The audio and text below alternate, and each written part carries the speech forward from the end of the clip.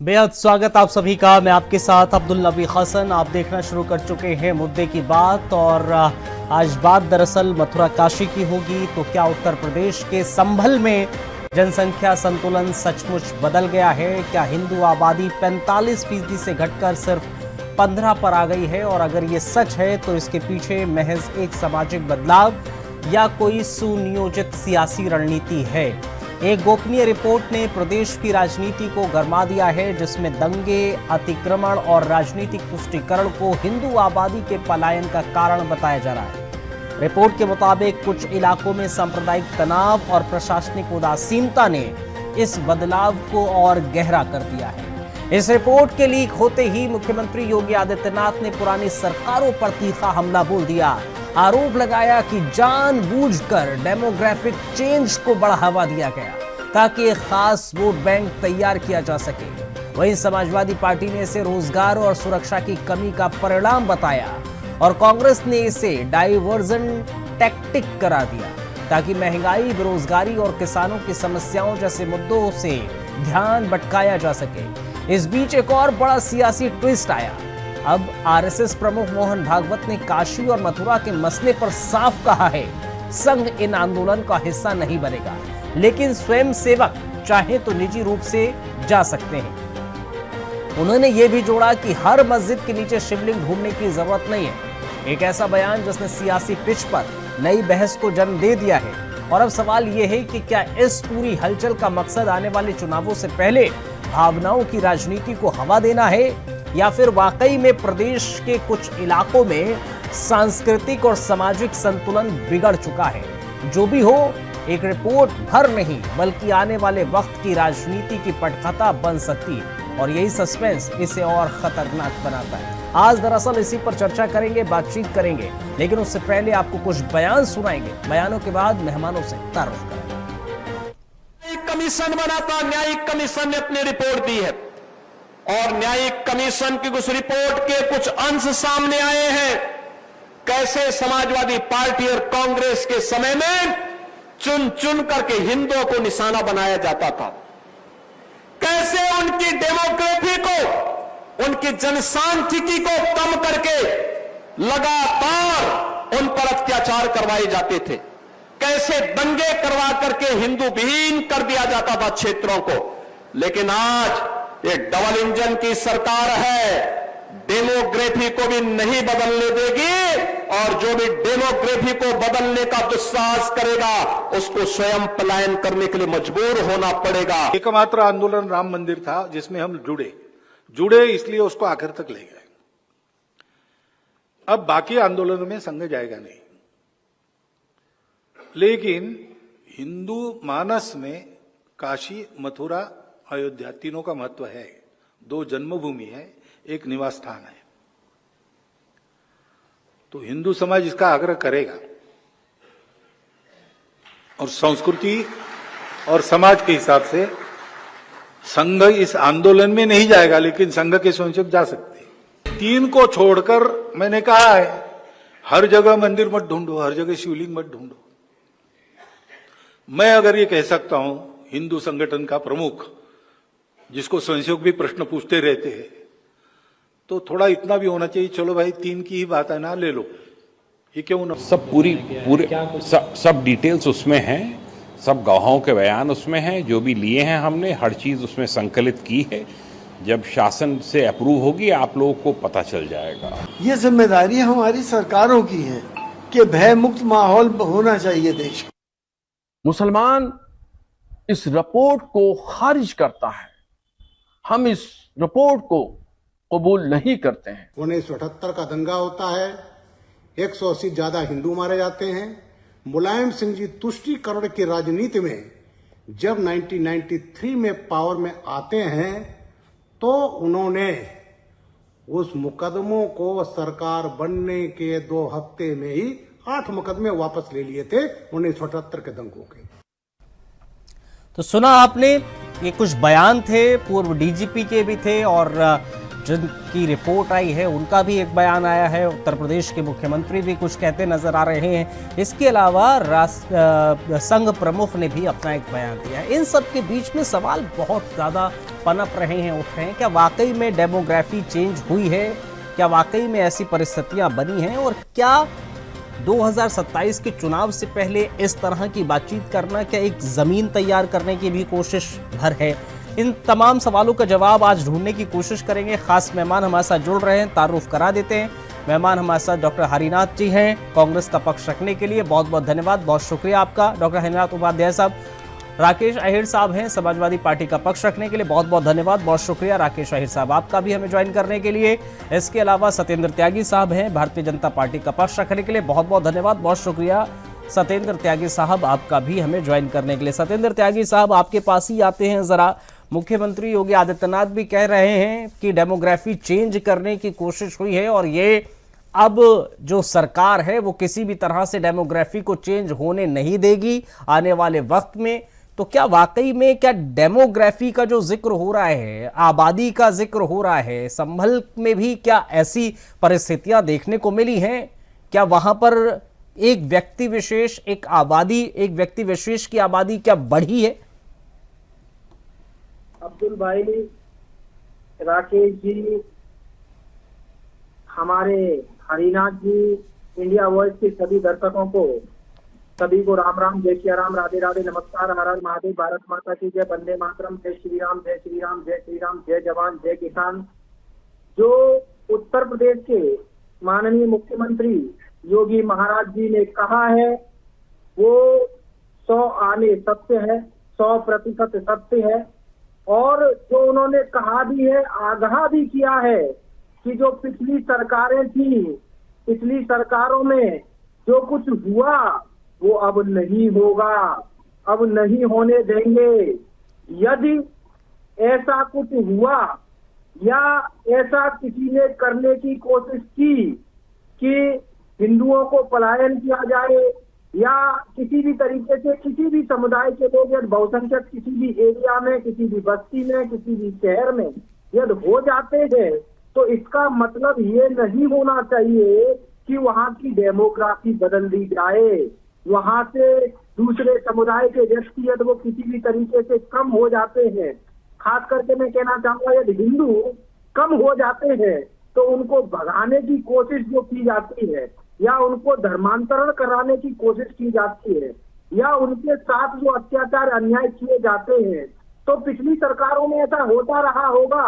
योगी जी ने कहा है कि अब ऐसा नहीं होगा। यदि ऐसा कोई करने की कोशिश भी करता है तो उसको ही भागना पड़ेगा, उसको ही पलायन करना पड़ेगा। लेकिन अब उत्तर प्रदेश में धर्मांतरण और जो पलायन जो होता था, जो संबल में देखने को मिला कि एक समय वहां पर 45% हिंदू थे, आज वहां पर 15% हिंदू रह गए हैं। वहां के हिंदुओं को मजबूर कर दिया गया, वहां के हिंदुओं को इतने अत्याचार किए, इतना परेशान किया कि आपने भी देखा होगा कि कितने सारे मंदिरों पर ताले लगा दिए गए, कितने हिंदुओं को वहां से भगाया गया। तो ऐसा नहीं होना चाहिए। हिंदुस्तान ऐसा देश है जहाँ पर हिंदू, मुस्लिम, सिख, ईसाई, सभी धर्मों के लोग, सभी पंथों के लोग, सभी व्यक्ति शांति के साथ रहते हैं। सबका योगदान है, सबने देश की आजादी में सबने हिस्सा लिया, सबने देश को आजाद। राकेश अहिर साहब, ठीक है, पॉइंट आया आपका। हमारे क्रांतिकारी थे, सब समुदायों के थे, लेकिन ये मानसिकता जो विपक्षी पार्टी के लोग तुष्टीकरण की राजनीति करते हैं, विशेष समुदाय, ठीक है। क्या राकेश अहिर साहब क्या रुकिए जरा, ठीक है त्यागी साहब रुकिए। राकेश अहिर साहब, क्या वाकई में संभल में तुष्टीकरण से 70 साल में 15 दंगे हुए हैं और हिंदुओं का पलायन हुआ है?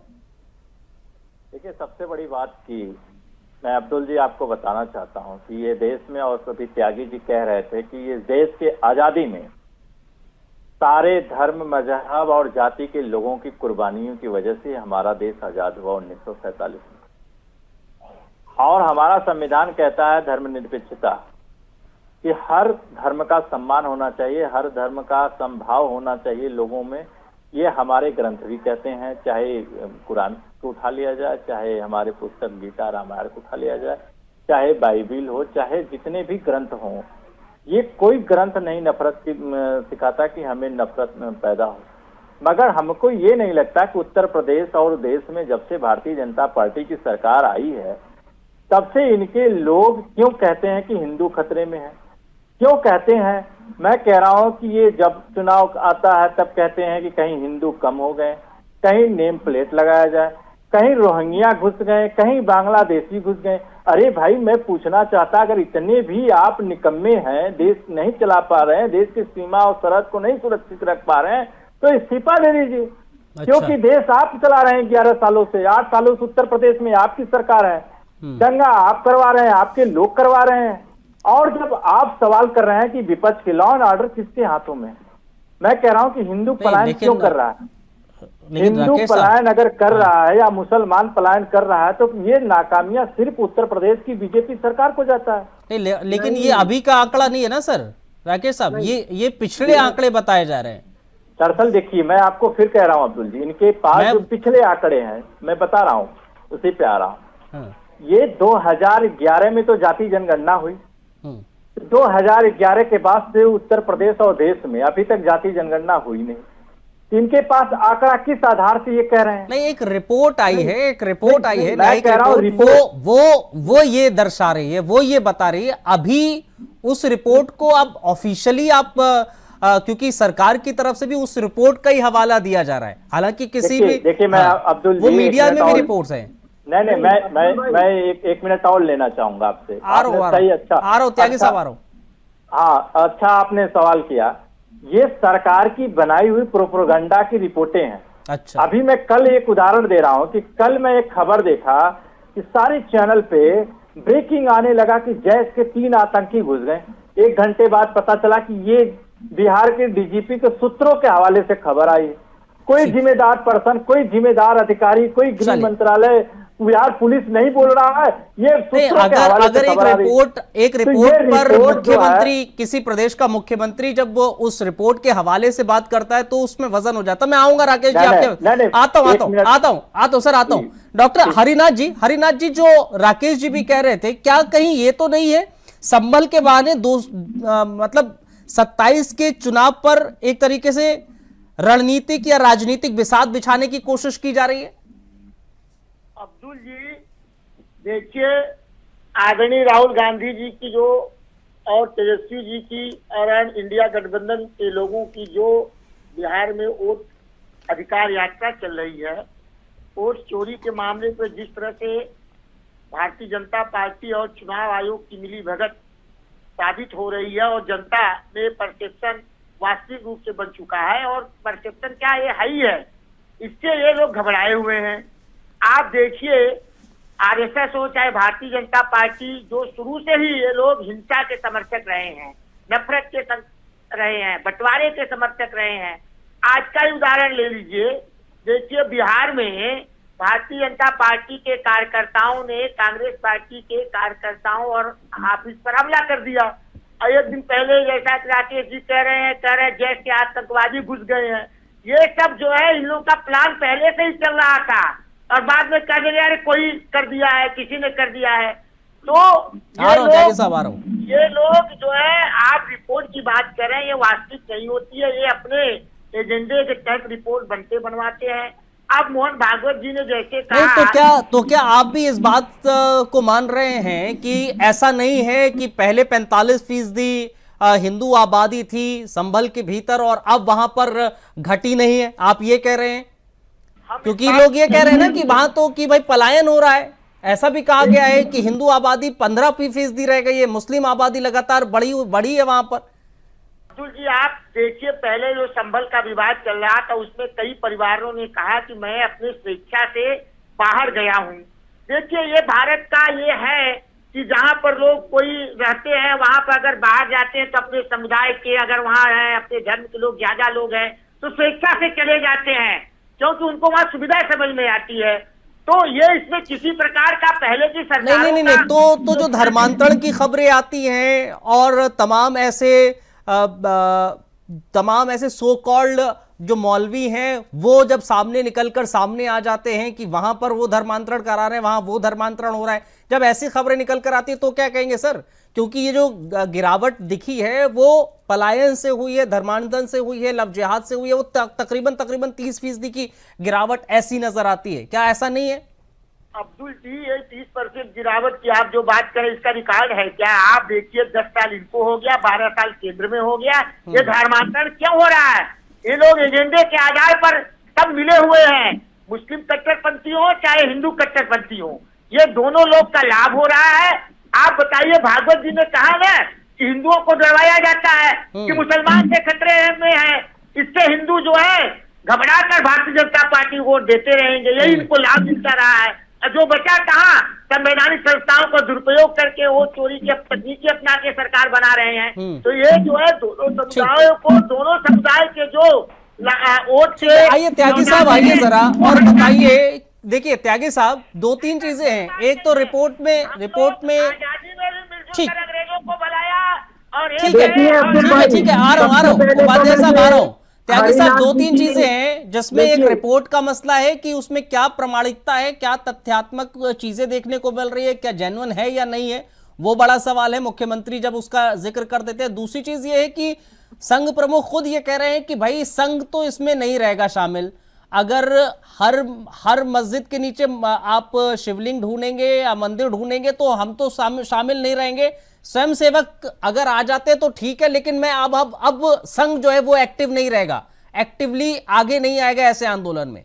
तो ये क्या दर्शाता है?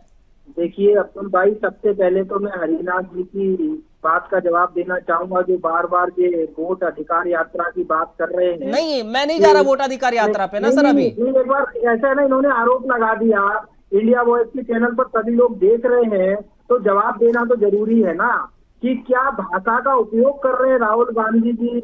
और मैं नहीं जा रहा ना सर, वो मुद्दा अलग है। मैं अगर आज को गाली दे रहे हैं, ऐसे शब्दों का उपयोग कर रहे हैं, ये क्या देश को चलाएंगे, क्या देश की जनता को चलाएंगे? जो माननीय प्रधानमंत्री की शब्दों का उपयोग कर रहे हैं, वो देश की जनता के लिए क्या विचार होंगे?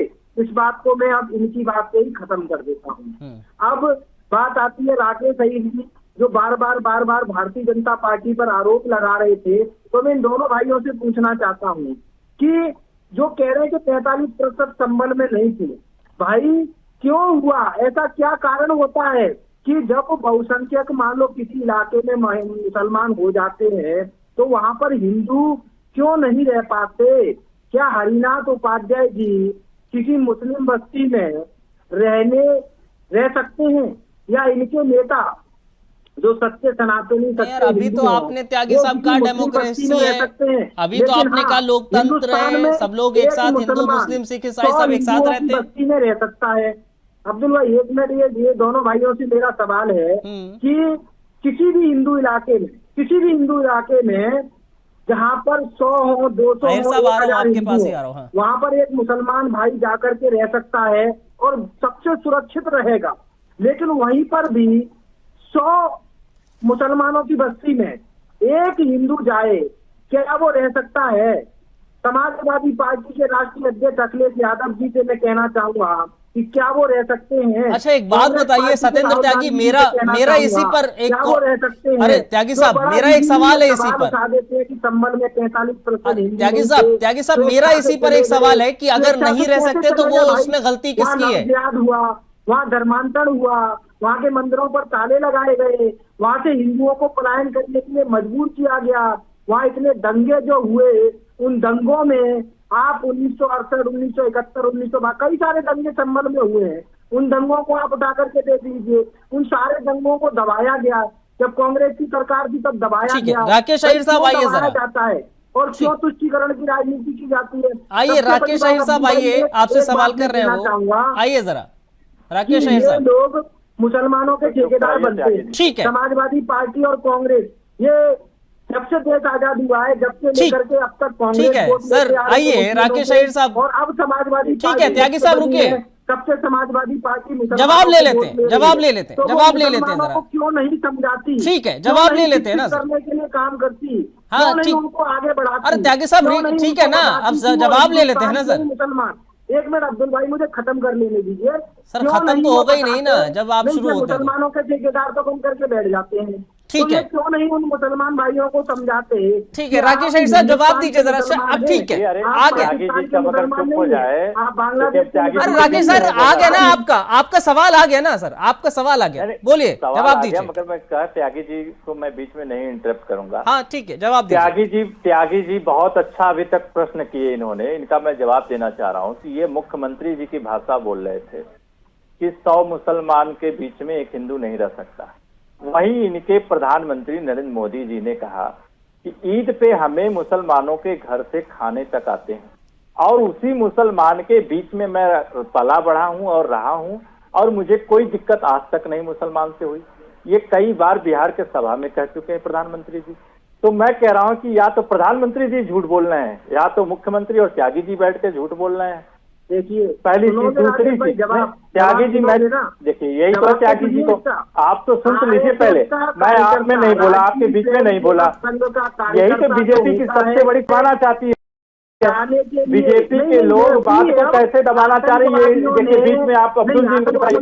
ठीक है ना, रुकिए ना त्यागी साहब सुन लेते ना, जवाब दीजिएगा।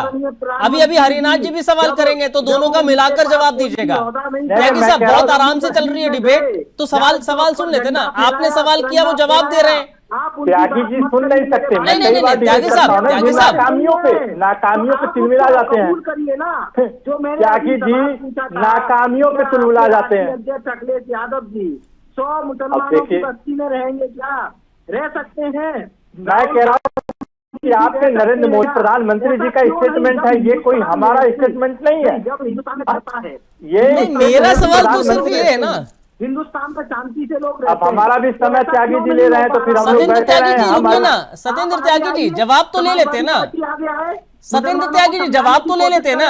मुसलमानों को शिक्षित करें। अरे त्यागी साहब जवाब ले लीजिए ना। अभी हरिनाथ जी भी सवाल करेंगे आपसे, आप बीच में फिर आ जाएंगे, फिर वो सवाल नहीं हो पाएगा ना पूरा सर। ये प्रॉपर बहुत अच्छे से चल रही है डिबेट, सवाल कर लेते हैं। राकेश शहीद साहब आपसे सवाल करेंगे, आप जवाब दीजिएगा अपने वक्त पर। सवाल सुन लीजिए, राकेश शहीद साहब करिए।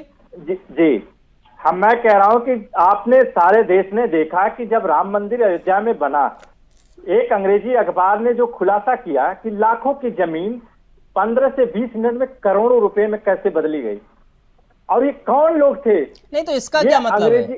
पहले कंप्लीट तो लीजिए। ये वही लोग थे जो पाउडर के दूध चाट के और गाय के हितैषी बने हुए हैं।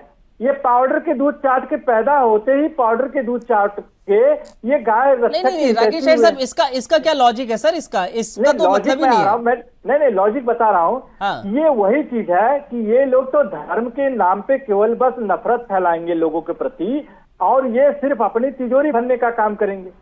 और आपने देखा होगा कि 2024 में वही अयोध्या की जनता इनको सबक सिखाने का काम किया। भारतीय जनता पार्टी को सबक सिखाने का काम किया, नफरत को खत्म करने का और तमाचा मारने का काम अयोध्या की। ठीक है डॉक्टर हरिनाथ जी आइए जरा, आप भी सवाल कर रहे थे त्यागी साहब से, आप भी कर लीजिए।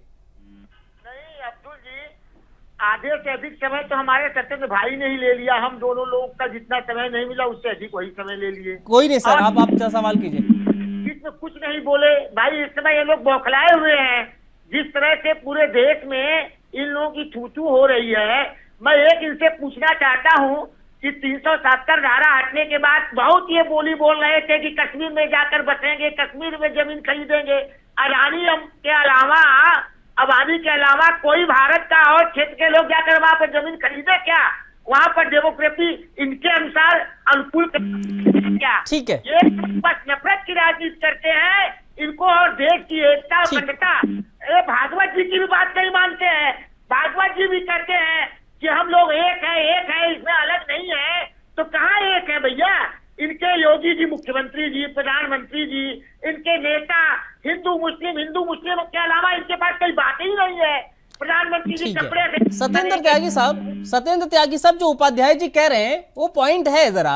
आप जब आरएसएस प्रमुख, सुनिए ना सत्येंद्र त्यागी जी, जब आरएसएस प्रमुख, संघ प्रमुख खुद ये कह रहे हैं कि हर मस्जिद के नीचे आप शिवलिंग मत ढूंढिए, मंदिर मत ढूंढिए, और हम भी नहीं ढूंढना चाहते हैं, तो आप अब्दुल भाई लोग जवाब उस दूं? और हर मस्जिद के नीचे मंदिर नहीं मिलेगा, शिवलिंग अब्दुल नहीं भाई- मिलेगा, अब्दुल भाई जवाब तो दूं? उस पर के बाद भी ऐसे क्यों बयान आते हैं? तो जवाब दूं? बिल्कुल, अब ये सुनेंगे शांति से। हाँ पहली बात जो इन्होंने कहा कि कश्मीर में जो भारतीय जनता पार्टी ने कहा था कि वहां लोग जाकर के बचेंगे, मेरे भाई हरिनाथ जी, जब 370 नहीं अटी थी तो हमारे देश का व्यक्ति चाहकर भी वहां पर जा नहीं सकता था, वोट का हकदार नहीं हो सकता था, किसी भी का जमीन भी नहीं, कुछ सर, भी नहीं कर किसने सकता बोला था। जा नहीं सकता लेकिन था? जब से 370 अटी है, जा किसने- हुआ नहीं हुआ वो बात की बात है, लेकिन नियम कानून को अरे पालन सर, करना। 370 से जब पहले जो कौन व्यक्ति कह रहा है कि जाना कश्मीर चाहे, नहीं जा सकता था सुनिए इंसान? पहले, अब स्वेच्छा से जो व्यक्ति जाना चाहे वो जा सकता है, जो लेना अरे सर, चाहे, पहले भी वो तो ले जा सकता सकता था, है, पहले जो भी। खरीदना अरे चाहे, सत्येंद्र वो त्यागी खरीद जी, सकता है। अब सत्येंद्र एक त्यागी मिनट जी, में दो आप विधान, ये दो कहना विधान, चाह रहे हैं दो कि संविधान, 370 से नहीं पहले चलेंगे, नहीं, त्यागी साहब, आपको क्या त्यागी दिक्कत साहब, है? एक बात क्या बताइए, नहीं चाहते जरा हैं? रुकिए, एक में अब दो विधान, दो निशान, दो मुझे, संविधान, अरे रुकिए ना सर, अभी आगे नहीं बढ़ रहे, अभी आगे नहीं बढ़ रहे, मेरे को सवाल का जवाब दीजिए। रुकिए ना त्यागी साहब, रुकिए, त्यागी साहब रुकिए, त्यागी साहब रुकिए, जवाब तो लेने दो भाई। मैं भी आपसे सवाल कर रहा हूँ ना, आपने एक सवाल ही ऐसा कर लिया, जवाब अपना ऐसा दे दिया। अब्दुल भाई, अब मैं आपसे जवाब, अब आपसे ना ना ना ना ना, सुनिए ना त्यागी साहब, रुकिए रुकिए रुकिए, मेरा कहने का सिर्फ मैं सिर्फ एक सवाल कर रहा हूँ, मैं सिर्फ एक सवाल कर रहा हूँ। नहीं त्यागी साहब रुकिए, दो, मेरे को एक बात बताइए और देश को एक बात बताइए, 370 से पहले, ना रुकिए ना, जवाब दे तो ना। हाँ वही मैं पूछ रहा हूँ ना, 370 से पहले कोई भी शख्स कश्मीर नहीं जा सकता था। भैया अब्दुल भाई, अब पहले मेरा सवाल ये खत्म हो गया, आपने दूसरा सवाल डाल दिया। ना ये आपका आपने स्टेटमेंट दिया, उस पर मैं कर रहा हूँ। नहीं, मैंने क्या बोला? मैं उस पर सवाल कर रहा हूँ। 370 की कोई व्यक्ति वहां पर जमीन खरीद सकता था? आपने कहा कोई जा भी नहीं सकता था। दो निशान, दो संविधान क्यों थे? नहीं, ये भारत देश था, एक भारत देश में दो विधान, दो निशान, दो संविधान क्यों थे भाई?